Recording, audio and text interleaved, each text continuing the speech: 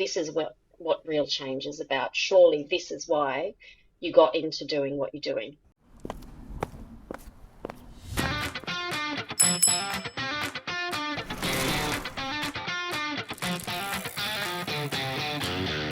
Hello and welcome to Season 3, Episode 3 of the Squeaky Wheel podcast. We speak with leading influencers about policy, industry and more across cycling, walking and all other forms of human-scaled mobility. My name is Phil Latz and I've been squeaking about various causes for over 40 years. And this month we have a special guest co-host who I know is just itching to say hello. Hi, I'm Sarah Stace and I'm delighted to step in today as guest co-host. I'm Director of Cities at Vivendi Cities, joining from Gadigal country in Sydney today.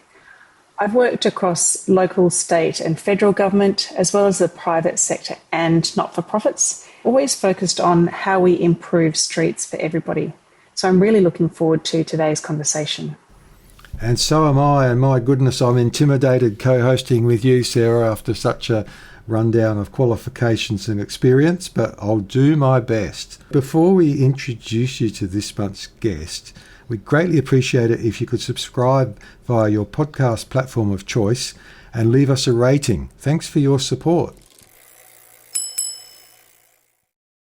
Irene, did you know that Tern has just launched the latest version of their Bosch-powered Vectron e-bike? Oh, that's the folding one, right? Yep. Folding e-bikes are interesting. They can swing too far one way or the other. Either they fold up tiny but ride rough, or they ride great but they weigh a ton and they barely fold. But the Vectron bike rides like a full-size e-bike and folds small enough to slide under a desk or into a camper. Oh, wow, that sounds like a real Goldilocks bike. Hey, I'm looking at a picture of it here and I see that it's got a new type of belt drive. That's a game changer. Folding bikes get handled a lot through train stations, in and out of cars, and a greasy chain can make a mess. The Gates belt drive is clean, quiet, and maintenance-free. And does it have a new hub as well? Yes, that's a Nexus 5 hub, so there's no derailleur to snag when you fold it. It's built especially for e-bikes and it handles the Bosch torque with ease. Put it all together and you've got a folding e-bike that is really the Goldilocks of bikes. Yes, just right. This month we have not one but two guests. Jennifer Kent is an Associate Professor in Urbanism at Australia's University of Sydney and an Honorary Associate Professor at the Institute of Transport and Logistics Studies, known as ITLS. Jennifer has published widely read, influential research about the interrelationships between urban planning, transport and health. And Jullietta Jung is the President of the national charity Better Streets, and until recently was a Program Manager for the Global Designing Cities initiative. She's worked in both the private and public sectors and has a master's degree in urban and environmental management, as well as completing postgraduate studies in transport planning at the University of Amsterdam. Jennifer and Jullietta, welcome to the Squeaky Wheel podcast. Hi, Phil. Hi, Sarah. Thanks for having us. Yeah, thank you. Our pleasure. Today we'll be talking about a range of topics with a focus on something that sounds simple, but turns out to be anything but. Slowing local streets to 30 kilometres an hour. What does that mean for kids getting to school, for families, and how our streets actually function day to day? Indeed, a very important topic. And I'm first going to ask Jennifer a few questions that are a bit broader than that because you've done a lot of interesting research that I'm very interested to find out a few answers. Firstly, you're an advocate of qualitative research, saying not everything that counts can be counted. Give an example of what you mean by that. There's actually two parts to that quote. It's not everything that counts can be counted, and not everything that can be counted counts. So it's basically saying that not everything that matters for anything to do with social ordering, including, the way we travel around cities, can be quantified. That people's stories and stories about people's experiences and so forth are just as insightful, particularly when it comes to understanding really the deeper experiences that people are having. So quantitative research, the numbers, it's great, it talks to politicians, it really ticks a lot of boxes, but when it comes to getting the depth, you just need to go out and talk to people. Now, the second part of that quote is not everything that can be counted counts. Perfect example of that, for the last however many years in the Australian census, we've asked people about their journey to work. As a result, you look at most of the research that we do as transport researchers in Australia, it's all based on the journey to work. But we know the journey to work is only about 30% of the transport task of cities. All of the other trips, the ones that aren't counted, they're the ones that really matter. So just because we have that lovely data from the census doesn't mean we should be basing our entire analysis on that data. And it can actually have really damaging results in terms of it being quite an exclusionary way of looking about transport. Obviously, journey to work is something traditionally that has dominated the lives of men, the breadwinner, etc. It really underestimates the real experiences of everybody else in the city. Absolutely, and we'll get on to more of that with the 30 kilometre an hour conversation, because it really is something that is important for women and children. But two more questions on your research. I understand you've also studied links between urban density and health. Most Western cities are quite sprawly, as you know. So what have your studies revealed? Density is a really interesting part of the links between urban structure, transport and human health. For a lot of the things that we want in our cities, the walkability, the connectivity with bike paths, the small-scale shop services, the schools that are located close where people live, we need to densify. It provides the critical mass, it provides the numbers for investment in infrastructure, and so forth. But it also has impacts on health which are not so good. If that density is not well designed, if, for example, we're not really taking seriously things like acoustic treatments to give people privacy and time out, if we're not providing adequate open space with that density and the adequate services, facilities and other infrastructure, we can really take away from people's ability to live healthy lifestyle. If you feel like you're isolated in an apartment building in a community which is not well serviced, you're not likely to go out and walk for transport. You're not likely to go and ride a bike for recreation. There's two sides of the same coin with density. But the key is just ensuring that it is A, well designed, and B, well serviced with infrastructure. Now in Australia, we've had this policy where we've looked at density and we've lumped it, particularly in Sydney, in certain contexts. So if you look at the uplift that's happening around places like Epping, Macquarie Park, Parramatta, and elsewhere in Australia, you'll see that we've gone from basically not having any density over about 10 stories to now having density which is about 25 to 30 stories has become quite commonplace. We haven't looked at it holistically in terms of how we can densify across the entire city through more medium density approaches. There's a lot of reasons for that. One of them is that we're scared to go into communities and ask them to densify in what have been traditionally low density spaces where the Australian dream is sort of lived out. We have a strange association with density in Australia. You just mentioned the word scared there. I know you've also studied practical cultural and political barriers to healthy cities. If you just had to summarise one or two barriers in a minute, what would you say the top of your list would be? That's a tricky one to do in a minute because there's obvious political resistance to a lot of the things that we're proposing. But my point with the political resistance is that politicians are just responding to what they perceive their constituency wants. And while there is often a gap in that, politician underestimating perhaps community support for something like slower speeds, for example, in reality, they're professionals. These are career politicians. They read the community. Barriers, I think, are bringing the community along and transferring that through to the political will. Jullietta, tell us about your role at the Global Designing Cities initiative and the key insights you took from working with and visiting cities around the world. I understand with that role you got to do a lot of travel and you also project managed a couple of projects in different countries, which must have been very different to Australia. Can you tell us a bit about that? Yeah, thank you. Yeah, just reflecting on what Dr. Jennifer has just talked about densification and bringing the community along on change in the environment. I did a lot of work at Global Designing Cities Initiative in India and New Zealand, two very different cities and densities. And one of the core values in GDCI is to make sure we're really engaging with the community and making sure that they're aware of what their needs are and understanding what the problems are from the perspective of the community. And a lot of the work that I did was around working with, particularly with schools, and to your point around the data that matters. Where's the data that gets the perception of safety from the children's perspective? Where's the data that gets travel to school? I know, Dr. Jennifer, you've done some research around active travel to school recently that we can talk about, but these factors and looking at the different people in our environments and looking at not just the commuter traffic. So that was really important to make sure that we identified all the different residents and the different demographics, looking at the perspective of women, looking at the perspective of people doing business on the streets, looking at the perspective of caretakers. And it's not just parents that might be caretakers, it's grandparents in India. So making sure that we're capturing all the people who are using our streets to move about their neighborhoods, their schools, their shops.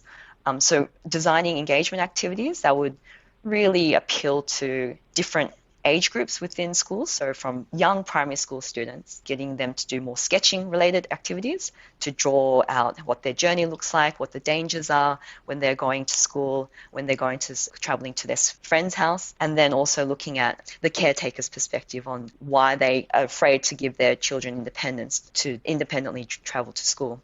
Designing surveys that would really draw that experience out from the children's perspectives, and then working with the children and caretakers to design and redesign the streets using trials and pop-ups. So GDCI we've got some great publications around designing streets for kids.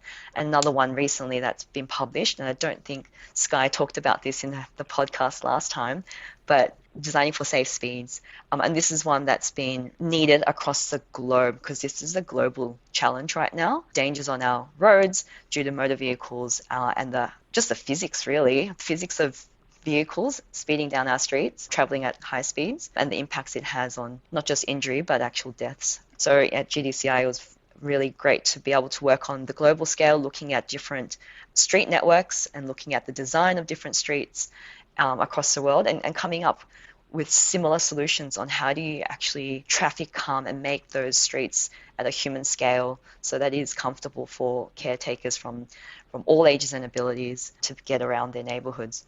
So yeah, really great experience looking at this global problem, looking at different contexts, but coming up with a standard toolbox that can be applied in Australia, in India, in New Zealand, just simple measures that really do help create safer speeds and streets. Yeah, it'll be really interesting to see how we can apply a lot of those learnings here in Australia as well, and also for our global listeners on how they applied in their local context. So it's really great that GDCI is doing that type of work. So a question back to Jennifer. You're an academic who's chosen to step into an advocacy role through 30 Now. What inspired you to take that on, and why is it called 30 Now? Thanks for that.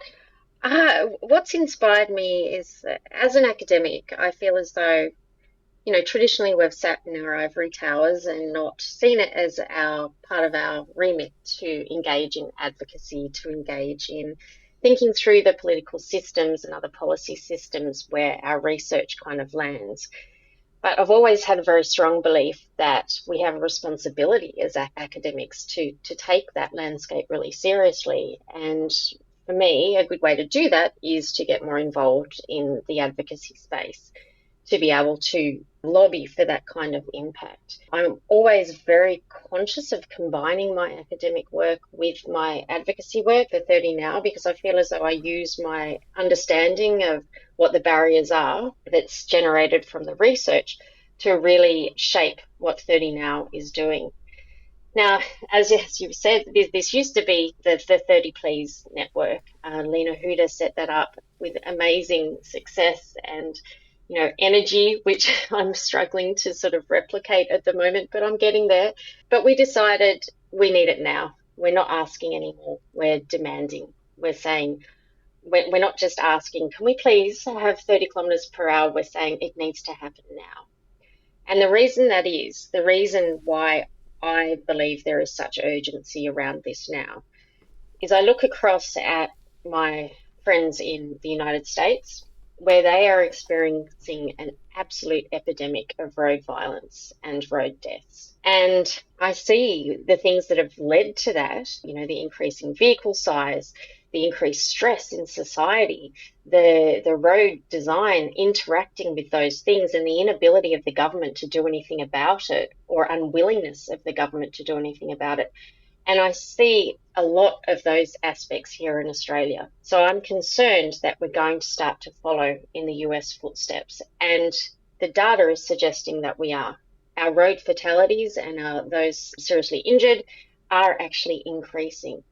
And yet we still have this government resistance to any kind of change to speed. That's where the now has come from. We're about to relaunch the website with that branding and launching a new campaign, hopefully in conjunction with Better Streets, to be able to have a real push for 30km/h streets across Australia. Oh, that's great. Looking forward to seeing that come through, Jennifer. Jullietta, you've also recently stepped up with your advocacy. So you've been on the board of Better Streets since it was first founded, and then now you've stepped up to being the national president of Better Streets as a charity. Could you tell us a bit about Better Streets and one of its core pillars being 30 kilometres an hour as local streets? What is Better Streets aiming to achieve through this, and how? Thanks, Sarah. I joined Better Streets, 4 years ago when it started. It's now a national charity in Australia. Our vision was to get better streets for all people in Australia of all ages and abilities so that they feel welcome, safe, and comfortable to walk, cycle, and rest. We advocate to governments at all levels, and in Australia we've got 3. We've got local, state, and federal, and we're advocating so that they adopt our 5 key recommendations, and that's around getting kids active, achieving safer speeds on our streets, and it's about getting safe speeds and increasing and completing our walking and cycling networks so it's easy for people to walk and cycle, and to improve our streetscapes. 5 very key recommendations that we're promoting, but this year we're focusing our national efforts on campaigning for safe speeds because of the urgency is now the tolls, the road death tolls right now is increasing around the country in each of our states. And that's a real concern, not just for us, but for anyone who uses our streets, really. We're a volunteer-based organisation and we work on campaigns to advocate at government level, but we also bring people together in a coalition so that we have a voice that represents right now over 130 organisations at the table of government.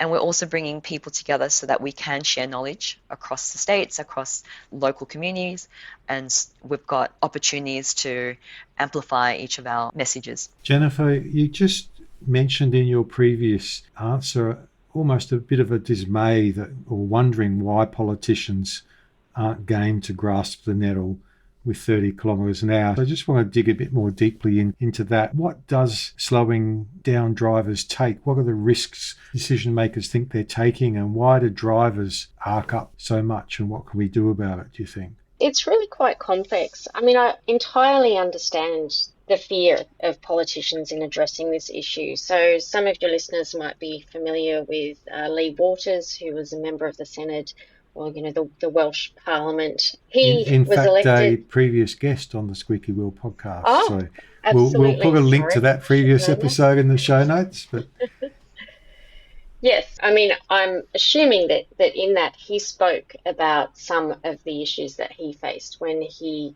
very valiantly pushed forward with a proposal to lower the street speeds for local streets in Wales to 20 miles per hour. Now, he shared with me in the past, he was elected on a really low political margin. He had zero political capital to burn. And that's why he felt brave enough to go ahead with that. He kind of thought, double or nothing, I'm going to put everything on the table that I want to enact. But he suffered during that process. He's spoken to me subsequently saying that he's almost got PTSD about that. He spoke about how his colleagues deserted him at key moments, how his family suffered in the media and on social media. He's told me about how he, really went through a period of quite serious depression that was associated with that. And thanks to him for being so candid and open about it, because I think that it has shown advocates like myself how much we are actually asking our politicians to risk when they push forward with this. Now, the reason why people arc up so much when it comes to reducing speed is just so interesting. We have in Australia, obviously, this assumption of access to the private car. We've grown up with that. Our, big population booms occurred 40s, 50s, 60s, and that was when everybody was buying cars, and we just assumed that was not a problem, and off we went. We designed our cities and so forth. That's also filtered through to our culture and what we expect about mobility around our cities. We expect the privacy and the comfort and the autonomy and the flexibility of the car. And anything that tries to challenge that is often met with quite stark opposition. So in terms of thinking through why politicians are so scared, when we think about lowering speed, that's like the quintessential challenge to the car. You're not talking about the design of the car. You're not really talking about where the car can go. You're actually just asking people to slow down. And as I think we mentioned in the beginning, that's such a small, simple ask, but it is so complex and controversial when it lands in the public. And one of the issues that Lee Waters raised was when he was pushing through with the Welsh Amendment, it actually happened during COVID. And as such, his proposal got hijacked by the whole sort of community and social narrative around fear of government intervention. And so I think that is still in existence. So here in Australia, we still definitely have that fear from a political perspective in engaging in something that is so quintessentially, I guess, objecting to what the car is about. How can we get around it? Well, I think we need to bring the community along with us. I said before that politicians do sometimes get it wrong with estimating what their constituency wants. And, there is data out there that people do want safer local street speeds.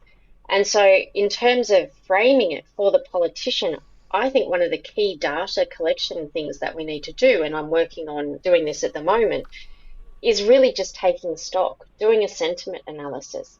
If people really understand what's at stake in terms of having a 30 kilometre per hour street speeds on local streets, if they really understand what the change would envision, how it might change their life, if we bring them along with us, tell them it's not going to really change your journey time, it is going to make a big difference for whether people walk or cycle, it's going to make our streets so much safer. And then we collect that data of, whether people agree or disagree with that proposal and show it to our politicians, we may be able to shepherd them through what is going to be a super uncomfortable time for them. One comment and one further question that I feel compelled to ask. The comment is that I just saw 2 years on Welsh data. You probably saw the same. And I'll link to that in the show notes. All the lives saved, all the serious injuries saved. How do those people, those families feel that they've still got someone alive? Well, it's hard to know because they don't know which individual it is. That's perhaps a difficult thing. But the follow-up question, you might not feel comfortable answering this, but just on a personal note, knowing Lee and knowing what he went through, you're really sticking your head above the parapet yourself to be leading this campaign. How do you feel about that? Yeah, that's an interesting question. I have reflected on this, Phil, because I'm not sure whether your listeners will know, but another big piece of research and advocacy I did in the past was to allow pets on public transport. And I did a lot of media around that and, a lot of different sort of talks and things like that.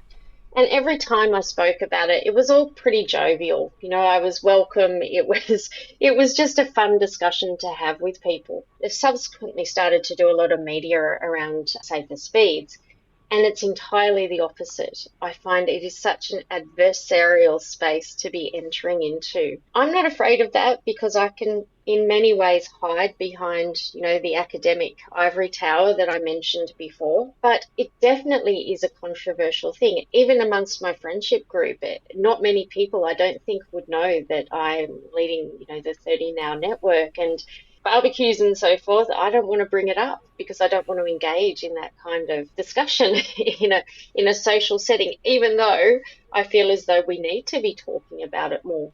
It is a tricky space to enter into, and it does get messy. Well, just don't tell your friends about this podcast and you'll be fine. I'm sure they'll hear about it because it's so popular. Indeed. It's interesting you say that, Jennifer, because I've also been told, this is probably back in 2018-19, I mentioned at a national forum and said that I think 30 kilometres an hour is a sensible road safety resolution to have. And afterwards, somebody came up to me and said that was very brave for me to raise 30 kilometres an hour and reducing speeds. And I said I didn't think that was brave at all. I just thought it was sensible. So again, it's a really interesting perception. Jullietta, I wanted to ask you about Better Streets. One of the things that Jen just mentioned was around narrative, and I guess that leads us to storytelling. And you work a lot with local communities. How much do you think that public support depends on how the story is told? And is that something that Better Streets actively helps people to do? Yeah, it's interesting having those personal experiences and having this conversation in your personal friendship groups, and when you might broach it, when you're willing to have that conversation, you have to judge that situation. But as an advocacy group that we've created a working group as such around policy and research. We're all volunteers, but the idea was, how do we position our stories from across the country? We've got volunteers based in regional Queensland, New South Wales, western suburbs. We've got actually a big network of volunteers in different cities and regions across Australia. So the story there is, within the circle of Better Streets, even within the circle, we are having those challenging conversations around how do you message this safer speeds to the different communities in which we live in. That conversation around how do you engage with other friends and other community members within those communities. It's an ongoing conversation.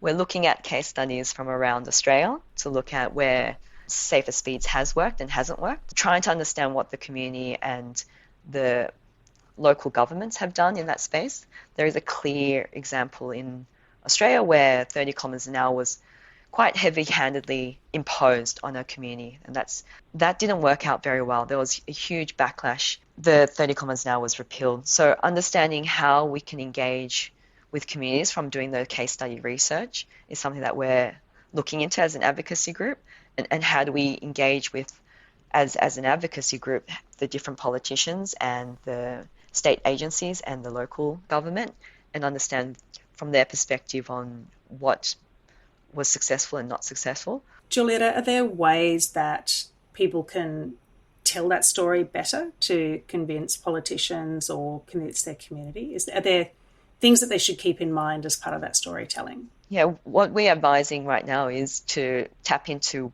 what resonates with you and why this is so important. And everyone has a story, actually. You'll find that everyone has an experience on why it matters to be able to safely cross the street without this feeling of anxiety of someone rushing through with their vehicles, and just being able to safely, calmly, without the anxiety, just to be able to cross the street to go to the shops. My example is, I don't have children, so I'm not a parent, so I don't have the perspective of a parent, but I do have nieces and nephews, and I do have family members who are elderly who do take a bit more longer to cross and walk. And my neighbour, I live in an apartment, and my neighbour, she's 87, no elevators. She walks up 3 flights of stairs and walks 1.5 kilometres to our local shops. She uses this laneway network around my house, which naturally is conducive of slower speeds. And she chooses these networks because she's using a walker and she gets to take her time without the pressures of the fast-moving vehicles. So tapping into those personal stories that you can relate to, and then writing and appealing to your MPs, that's one simple action that we're promoting within Better Streets. We've got a letter writing campaign out there right now, appealing to, particularly around election times. That's when politicians are eager to engage with the community. So we're encouraging everyone to not only put their personal message in these letters, but we're providing the templates with the statistics and the data that appeal to the health minister, to the educational minister, what the importance of active travel to school, the importance of planning properly, the importance of actual transport budgets being allocated, the importance to the climate and tackling the climate minister.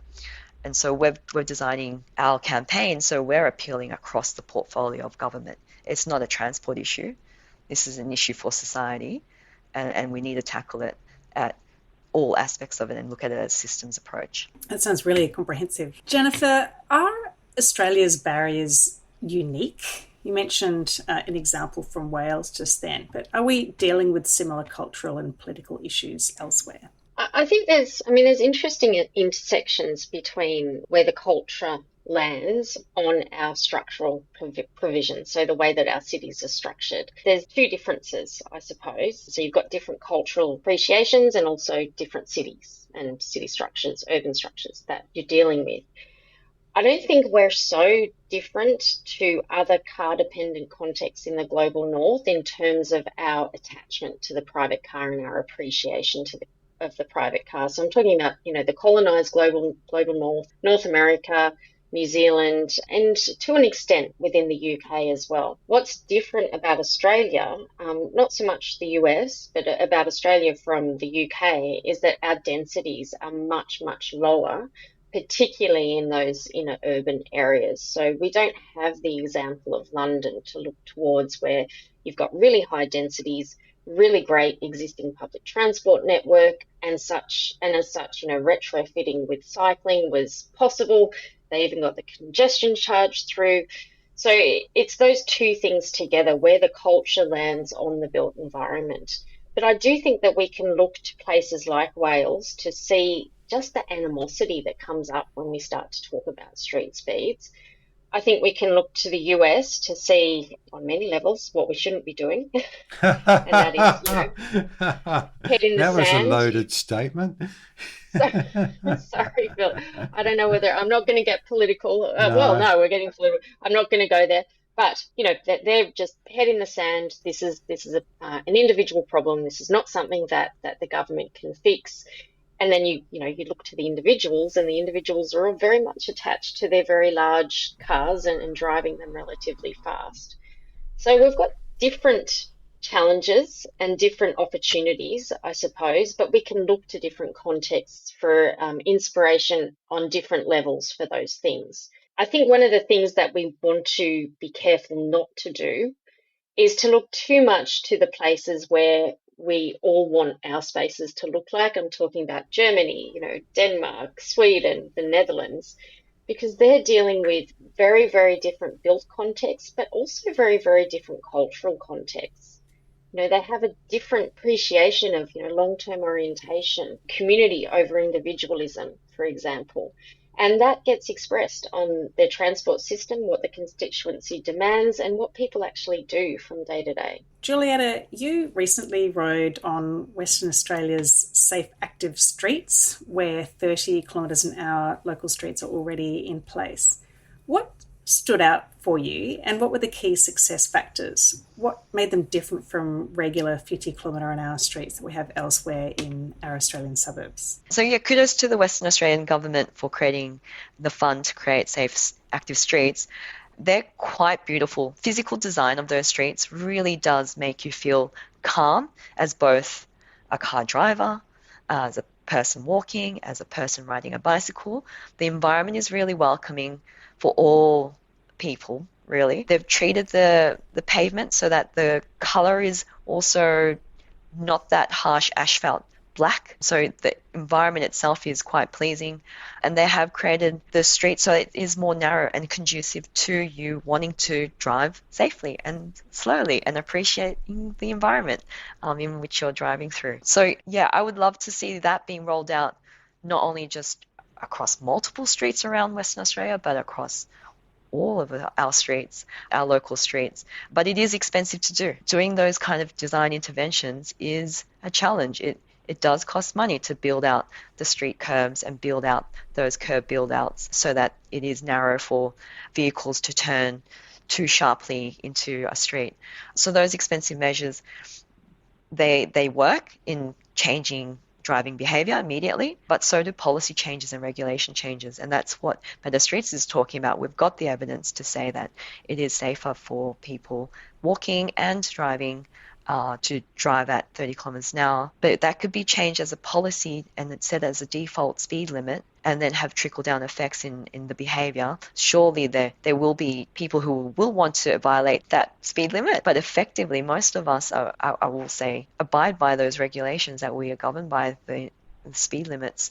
And so we will naturally see this drop in speeds on our streets, which will create that safer environment that we're seeking. So yes, from Better Streets perspective, we would love to see the designs on our that create those active streets, but we're really promoting state government to have a default speed of 30 kilometres an hour in our local streets, with exceptions. I'll say that. We have to have exceptions. There are some arterial roads and that feed into the bigger network, but on the majority in our built-up environments, we should be safe enough to walk and ride a bicycle. Yeah, I'd just like to add something on that, if I might. It's definitely the position of 30 now as well, that infrastructural treatment is fantastic, but we don't have to wait for it before we can actually change our default local speed limit. We have so many precedents of where we've simply changed regulation. In my mind, and there's research on this, the need to provide technical and infrastructural treatment to reduce street speeds is simply a point of political procrastination. Absolutely. It's simply an idea of we can't do any action until we have the funding and so forth to be able to get the street design changed. We're never going to have that funding. I mean, come on. When you look at the Welsh example, I think Lee Waters said it cost about £28 million to do what they did in Wales. To construct a 1 kilometre segment of road in Australia is around $10 million. We're not going to get the kind of infrastructural investment to be able to retrofit an entire local street network such that people are forced to drive 30 kilometres per hour in my lifetime, that's for sure. And we don't need to. It would be such a waste of money when we can simply change the street signs, bring the community along with us, do exactly what we did back in the 90s when we changed from 60 kilometres per hour to 50 kilometres per hour, and save lives. I think that the fact that we are procrastinating based on that is something that our politicians should really reflect on, and reflect on the amount of lives that are being lost while they procrastinate about that, while they wait for investment, and also something I think for our community to think through as well. We should not have to have a technological fix to teach us how to drive a car. If you're driving a car, you have such a great responsibility to drive that car safely. We are not a nanny state. We are not in a space where people need to be technically guided to be able to do the right thing. As Jullietta said, people do want to do the right thing.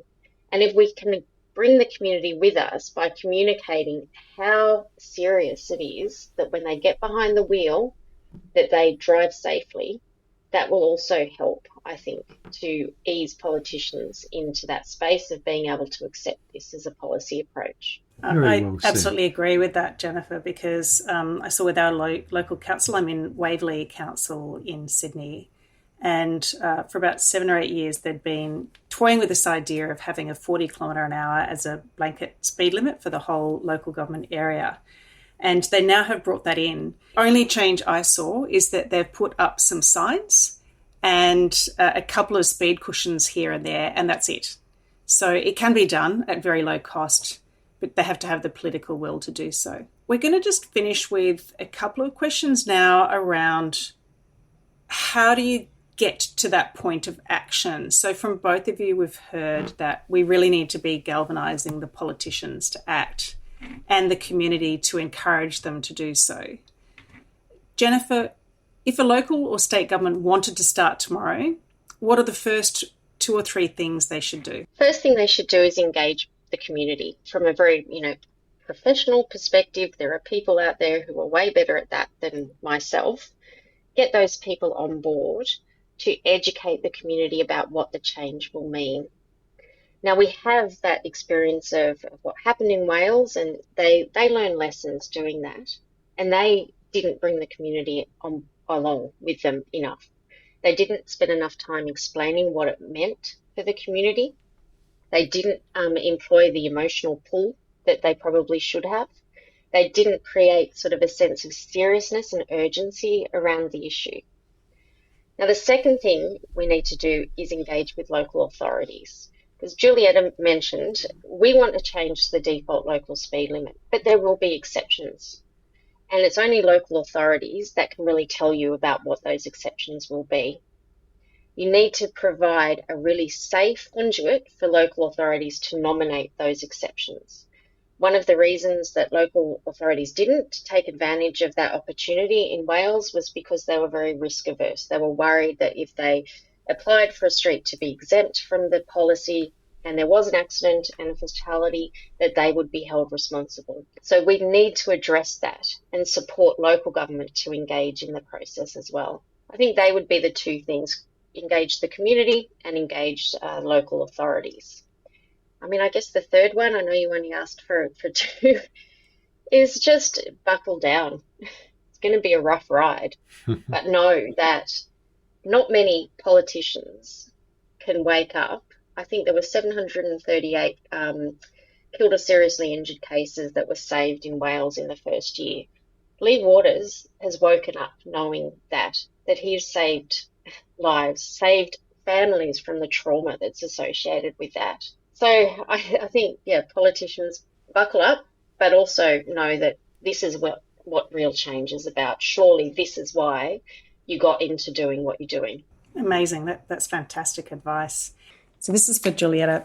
Jullietta, for listeners who want to see this happen in their own area, what's one practical thing that they can do?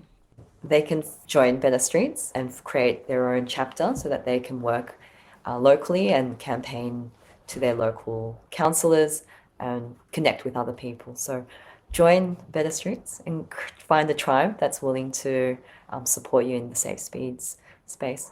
Well, that was short and sweet. Coming to the end of our conversation, and is there anything that we haven't asked either of you that you wish we did and you'd like to add now? Speak now or forever hold your peace. I've already mentioned please join Better Streets, but in all seriousness, we are a growing coalition.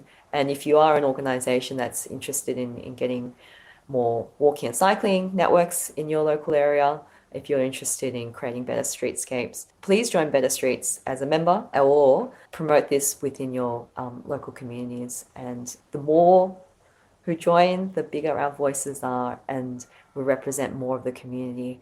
And this is the challenge, making sure that collectively the politicians hear us and they feel supported, because I've collected all these stickers around Australia on bins. So in Australia, we've got these massive wheelie bins, every community. And I've just got a collection of stickers that say slow down. There are so many community members out there desperately trying as best as they can. And council, the only solution councils have given them is a sticker to put on their bins so that car drivers can see that this person on this block would like you to drive slowly. That really makes me sad, and it's kind of like a running joke. I find some beautiful stickers, but we need to have more action than stickers. And so either join Better Streets or to find that local community as a coalition member or a volunteer. We welcome you. So, and of course, if you're listening from another country than Australia, there's other equivalent organisations to Better Streets all around the world. Jennifer, you've had a few seconds to think. Any final word for you? Yeah, I mean, similarly, the 30 Now is affiliated with Better Streets, and if you join Better Streets, you'll be able to keep up with what is happening at 30 Now as well. Otherwise, you can follow me on LinkedIn, and I'll be doing announcements there for the relaunch of our website, which will also be relaunching our mailing list and all of that kind of thing. Just on the bin stickers, we're about to start printing a job lot of those saying 30 Now, and it's not a substitute for actual authoritative action, but at least it gets the message out there for the community. So watch this space for those. And the final thing, I feel as though we need more research in this space about community sentiment. I feel about that, like that's the missing piece that politicians are waiting for us to do. So, dare I say it, fund research to be able to do that. We have academics in Australia and around the world who are very well versed to be able to do that kind of research. But we just don't have funding at the moment to be able to do it. So that's my final sort of plug. Jennifer and Jullietta, thanks for squeaking. Thanks so much. Thank you. Well, Sarah, that was a great conversation. What were a couple of the key highlights for you? I guess two things stood out for me. One is that we already know what works. Slower speeds save lives and improve how streets function for people every day. The challenge isn't the evidence, it's the politics and the strength of motoring culture, that motordom or car brain that we hear about, that holds that change back. And I thought that Jennifer gave a really powerful example from Wales of whether that has worked really well in the real world, but the political backlash has been really, really fierce. And I guess the second point that I heard was how critical it is to have that bottom-up advocacy and create that demand for change that gives decision makers the confidence they need to actually follow through. Absolutely. Actually, I was only hearing a podcast, Streets Ahead in the UK, with Will Norman the other day, and Will Norman, the so-called czar of London transport, was stressing the importance of that bottom-up activism, that grassroots activism actually gives the politicians and bureaucrats that political cover. Yeah, it's interesting because I think in the UK they do have 20's Plenty is a grassroots campaign that's really pushing for 20 miles an hour, which is 30 kilometres an hour equivalent here. I have wondered in Wales, did they step up? And I think the answer is that they did, but possibly didn't have as enough groundswell of general community. And I guess that's where Better Streets is really trying to build that groundswell right across Australia. And I know that when I was the president of Better Streets and on the board, every time we met with a new politician, we would say, when you take the political courage, we will be there with an army of supporters behind you. And I think that that's a really important message for advocacy organisations to have, is that you're often shouting from the outside, but also being able to give confidence to politicians. We'll be here and we will very vocally support you if you do that. Yeah, and speaking of politicians, my final thought would be, as you know, Lee Waters came out to Australia from Wales probably about a year ago and was a former guest on the podcast as well.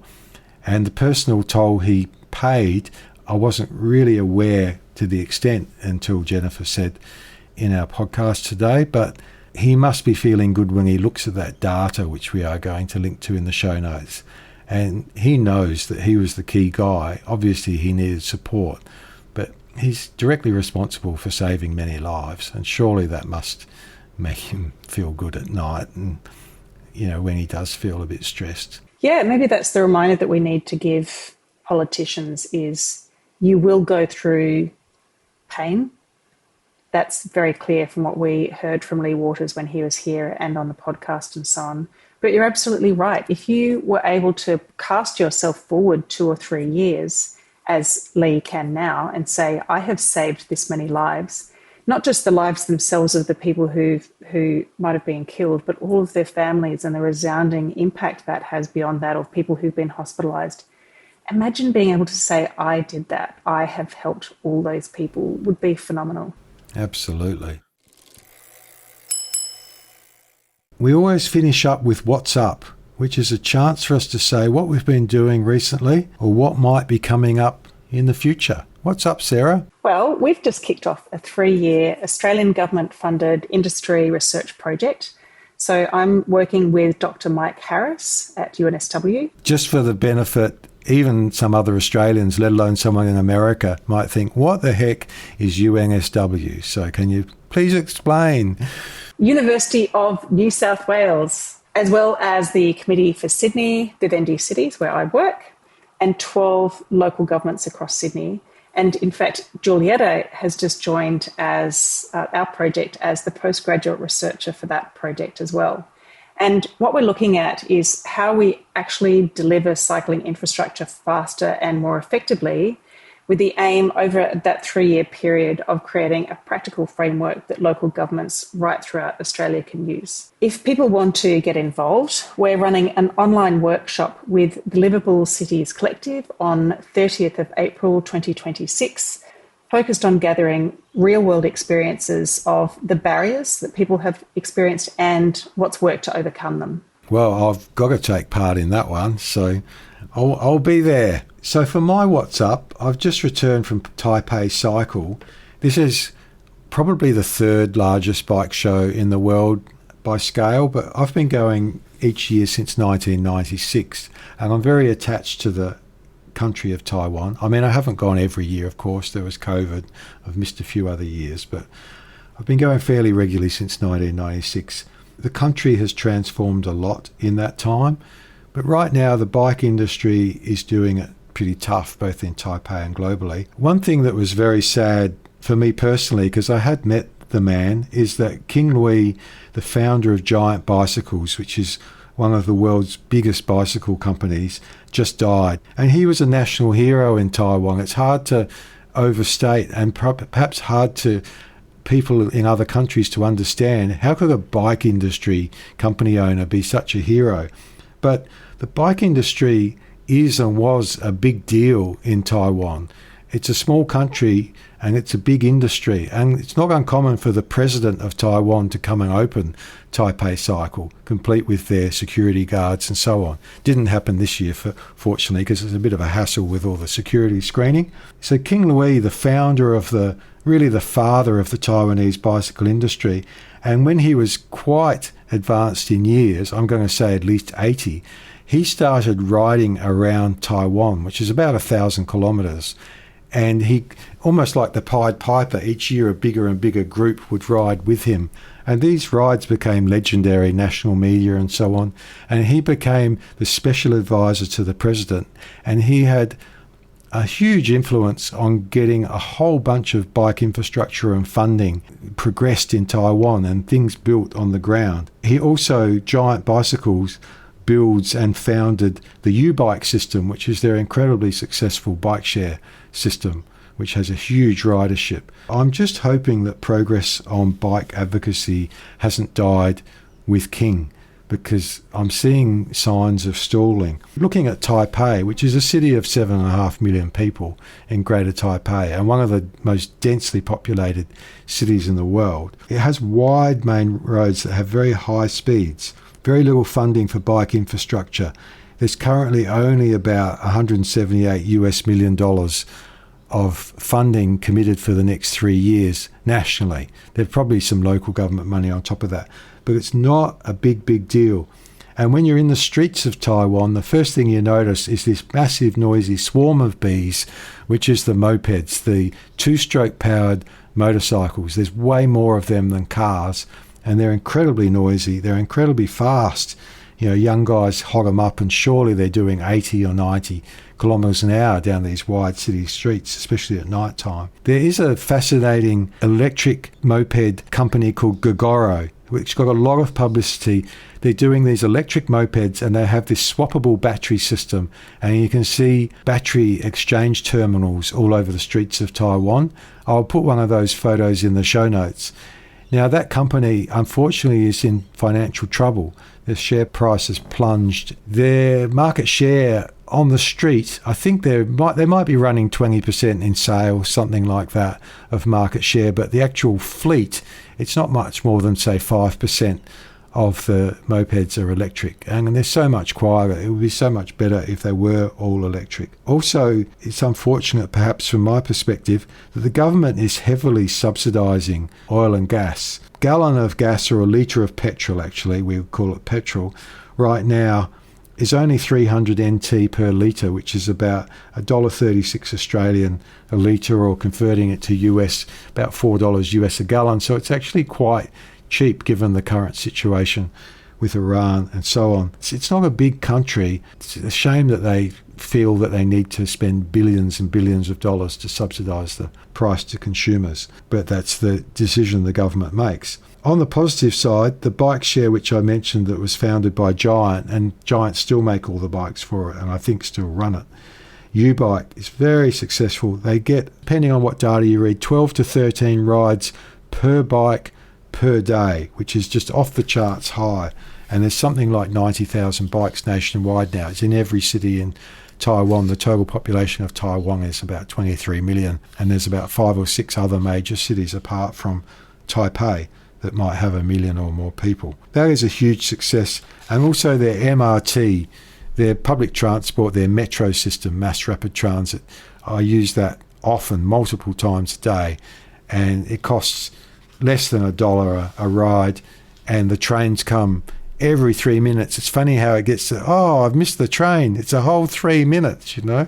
It's funny how your expectations change, but it gets literally millions and millions of rides, very heavily used. The good thing is they're extending it all the time. They're continually expanding the metro network. So I found that very encouraging. I think you've been to Taiwan and Taipei yourself. What were your experiences? I have, yeah. Similar. If you're riding a bike they do have some cycleways along the river that are just amazing. And if you're riding through the local streets, they're very quiet and calm, and that was pretty easy. But yes, if you're having to travel along one of the main boulevards or cross them, that could get pretty tricky. They are building more and more cycle lanes along the main streets, but they're basically just a painted strip on the footpath. And the footpaths are already too narrow, and these are massively wide main streets. And the acid test is whether they'll have the political courage to actually take a motor vehicle lane. And so far, the answer to that question is no. But nevertheless, it's still, because of its incredible density and the really, really good metro, plus, of course, a big bus network as well, it's way ahead of most Western cities in the world already. But so much potential for improvement at relatively low cost. There's a lot of low-hanging fruit there. That's all for this month's Squeaky Wheel podcast. We've got a great guest already lined up for next month, but you'll have to come back to find out who that is. Thanks for co-hosting, Sarah. Did you enjoy it? I did. I think that because I'm deeply passionate about making our streets safe and accessible for everyone, today's conversation really covered that well and about what we can do about it. Yeah, our guests are absolute heroes. They're people who are volunteering their time, putting their head above the parapet. They're very smart people. They're hardworking. You know, they've got day jobs, but they're going the extra mile. So I'm glad that we've been able to give them a voice and a platform. That's all for now. So until next month, keep squeaking.